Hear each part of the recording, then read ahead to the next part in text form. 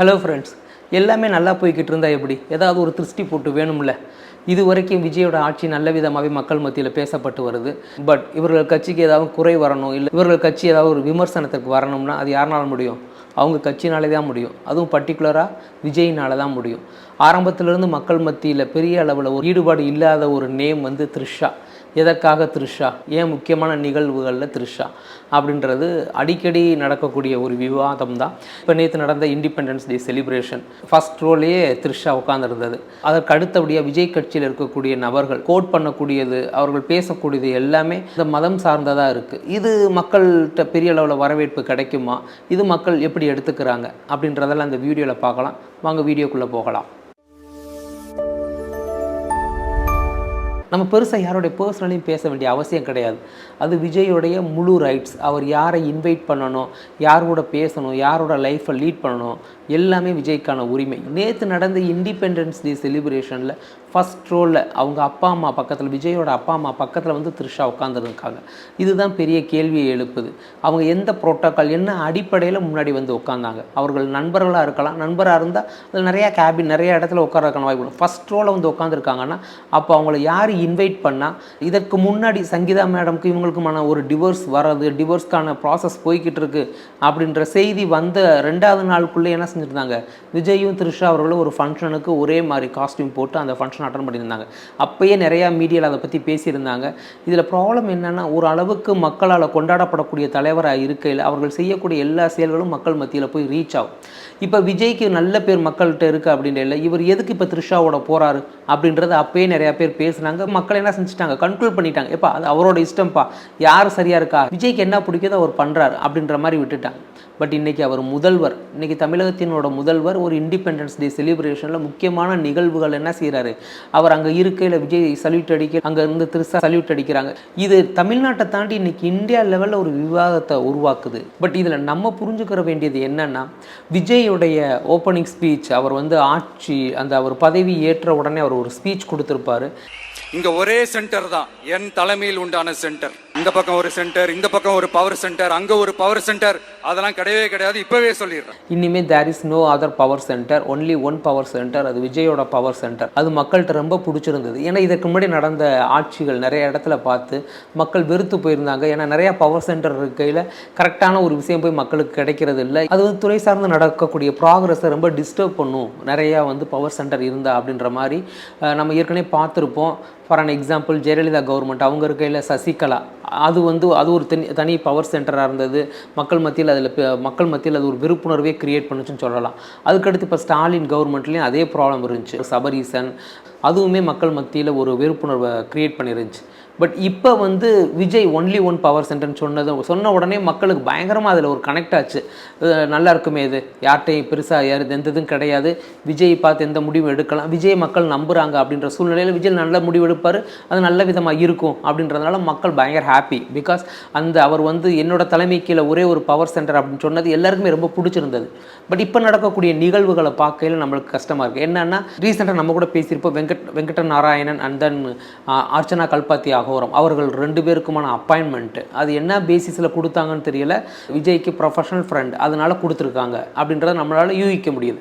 அதே மாதிரி இப்போ த்ரிஷா அவர்கள் வர்றாங்க அப்படின்னா இது எந்த மாதிரி போகும்ன்றது தெரியல. It's very yearly stage. அவங்க 2 பேருக்குள்ள ஒரு நல்ல நட்புணர்வு இருக்கலாம், அதெல்லாம் கரெக்ட். அவங்க ஃபேமிலியில் அவங்க அப்பா அம்மாவுக்கு பக்கத்தில் ஃப்ரண்ட் ரோவில் வந்து உட்காந்துருக்காங்க அப்படின்றதுலேயே அவங்களுக்கு எவ்வளவு இம்பார்ட்டன்ஸ் கொடுக்குறாங்கன்றதை நம்ம புரிஞ்சுக்கிற முடியுது.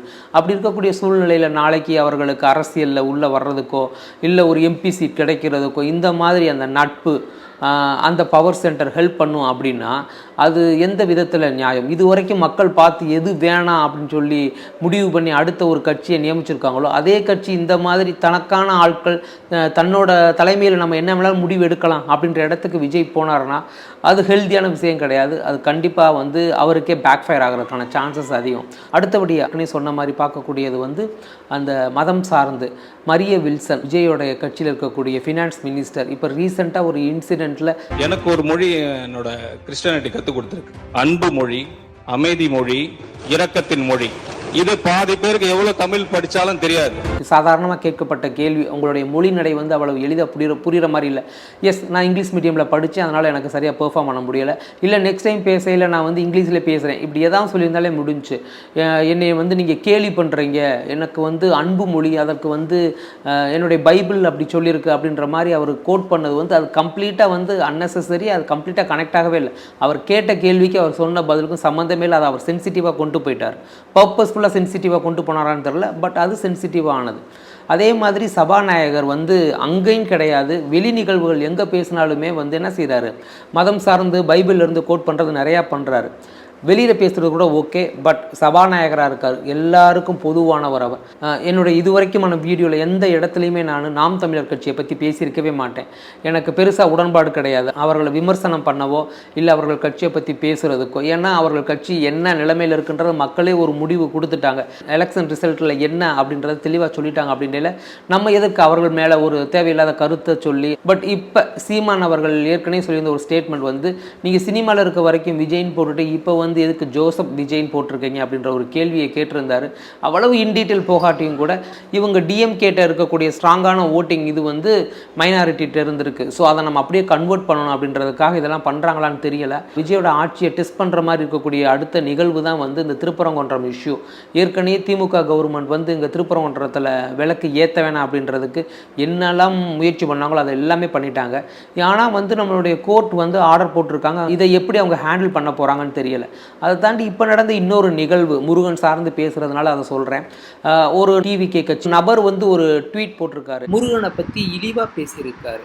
ஒரு பொதுவெளியில் நீங்கள் ஒரு ட்வீட் பண்ணுறீங்க இல்லை ஏதாவது ஒரு கருத்து சொல்கிறீங்க அப்படின்னா அது மற்ற யாரையும் பாதிக்காத வரைக்கும் இருக்கணும். அரசு அண்ட் தென் வந்து சட்டம் அதற்கான வேலை என்னவோ அதை பார்த்துக்குருவாங்க.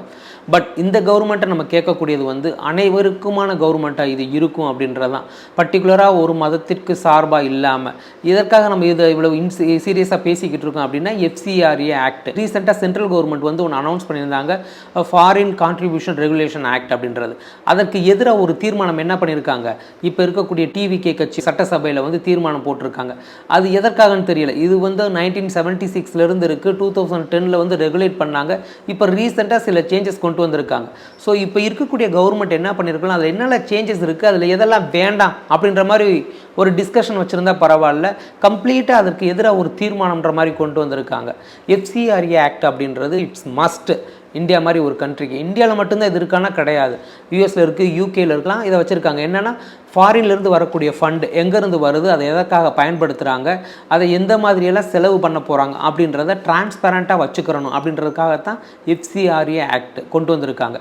நம்ம ஊரில் அதுவும் பர்டிகுலராக தமிழ்நாட்டில் ஒரு மைண்ட் செட் இருக்குது, மோடி கவர்மெண்ட் எது கொண்டு வந்தாலுமே அது மைனாரிட்டிக்கு எதிரானது தான் அப்படின்ற ஒரு மைண்ட் செட்டோட தான் இங்கே இருக்கக்கூடிய மக்கள் அதை அப்ரோச் பண்ணுறாங்க. இப்போ இந்தியாவில் இருக்கக்கூடிய ஒரு அமைப்பு வெளியிலேருந்து பணம் வாங்குறாங்க அப்படின்னா என்ன காரணத்திற்காக வாங்குறாங்க, அதை எதற்காக பயன்படுத்துகிறாங்க, அது கல்வியாக இருக்கலாம், அது வந்து ஹாஸ்பிட்டலாக இருக்கலாம், எதற்காக வேணாலும் இருக்கலாம்.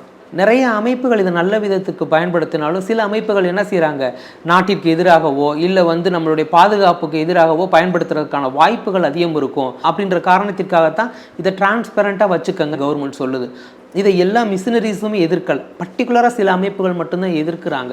ஸோ அப்படி இருக்கக்கூடிய சூழ்நிலை இதற்கு எதிராக வந்து ஒரு தீர்மானமே சட்டசபையில் கொண்டு வந்திருக்காங்க. அப்படின்னா விஜயுடைய ஆட்சி வந்து ஒரு சமூகத்திற்கு ரொம்ப ஃபேவராக அதை என்னன்னே டீட்டெயிலாக ஆராயாமல் பண்ணுறாங்களோ அப்படின்ற டவுட் நம்மளுக்கு வருது. ஏன்னா இப்போ இங்கே வந்து நம்ம சில வெப்சைட்டில் போய் அவங்க வச்சுருக்கக்கூடிய அந்த ட்ரஸ்ட்டில் அவங்க எவ்வளவு ஃபண்டு ட்ரான்ஸ்ஃபர் பண்ணியிருக்காங்க, எவ்வளவு ஃபண்டு என்ன பர்பஸ்க்காக யூஸ் பண்ணியிருக்காங்க அப்படின்றத நம்ம மக்கள்னால் பார்க்க முடியாது. பட் US UK அங்கே இருக்கக்கூடிய மக்கள் ஏதாவது ஒரு ட்ரஸ்ட் வச்சுருக்காங்கன்னா அவங்க எவ்வளவு ஃபண்ட் வச்சுருக்காங்க, யார் யாருக்கு என்ன செலவு பண்ணியிருக்காங்கன்ற வரைக்கும் மக்களே பார்க்க முடியும். FCRAல வந்து சில வந்து குறைகள் இருக்குது. ஃபார் அன் எக்ஸாம்பிள் வந்து நீங்கள் ரெனியூ பண்ணுறதுல டிலே ஆகுது, இல்லை உங்கள் ரிஜிஸ்ட்ரேஷனில் வந்து அவங்களுக்கு கொரீஸ் இருக்குது அப்படின்ற இடத்துல அதை கேன்சல் பண்ணுறதுக்கான ரைட்ஸ் கவர்மெண்ட் கொண்டு வராங்க. ரெனியூ பண்ணலைன்னா அதை கவர்மெண்ட்டே எடுத்துக்கிடுவாங்க அப்படின்ற மாதிரி ஒரு தப்பான மிஸ்கன்செப்ஷன் இருக்குது. அப்படி கிடையாது. கவர்மெண்ட் அதை என்ன சொல்கிறாங்கன்னா, ரெனியூ பண்ணலைன்னா அது என்னன்றதை கவர்மெண்ட் எடுத்துட்டு அதே மாதிரி ஒரு மதம் சார்ந்து நடத்தக்கூடிய கல்வி நிறுவனம் ரெனியூ பண்ணலை, அதை யாருமே கேரி ஃபார்வர்ட் பண்ணலைன்னா அதே மதத்தை சேர்ந்த இன்னொரு அமைப்போட அதை என்ன செய்கிறாங்க, அதை அப்படியே டிரான்ஸ்ஃபர் பண்ண போகிறதா தான் சொல்லியிருக்காங்க. பட் இதில் என்ன சின்ன சின்ன குறைகள் இருக்குது. சென்ட்ரல் கவர்மெண்ட் வந்து அதை ஜாயிண்ட் பார்லிமெண்ட் கமிட்டிக்கு ஃபார்வர்ட் பண்ணியிருக்காங்க.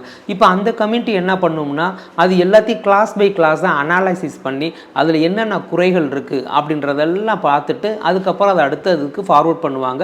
அதுக்கப்புறம் அது வந்து அப்ரூவ் ஆகுதா இல்லையான்றது அடுத்த ஸ்டேஜ். பட் பிளைண்டாக நம்ம சட்டப்பேரவையில் விஜயோட ஆட்சியில் பண்ண 2 பெரிய தப்பு வந்து டீலிமிட்டேஷனுக்கு எதிராக ஒரு தீர்மானம் கொண்டு வர்றது, அதே மாதிரி இப்போ FCRA ஆக்டுக்கு அகைன்ஸ்டாக தீர்மானம் கொண்டு வர்றது.